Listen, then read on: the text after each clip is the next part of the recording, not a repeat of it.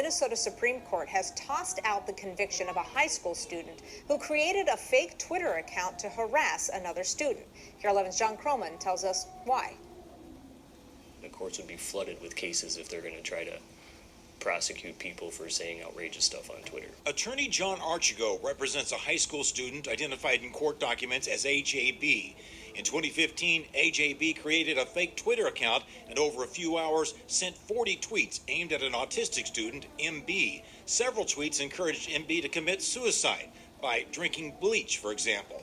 Others hurled homophobic insults at him, what the courts called an unrelenting torrent of cruel tweets. The tweets, we had arguments that Twitter really is essentially today's modern version of a public square. AJB was convicted in Scott County Juvenile Court of felony and gross misdemeanor stalking and misdemeanor harassment. John Archigo appealed it all the way to the state Supreme Court. If you're not threatening somebody, if you're just being offensive or saying some really outrageous stuff about people, that's not criminal. In a decision issued this week, the Supreme Court threw out AJB's convictions. The opinion, written by Justice Paul Thiessen, found that parts of Minnesota's stalking and harassment laws were too broadly worded.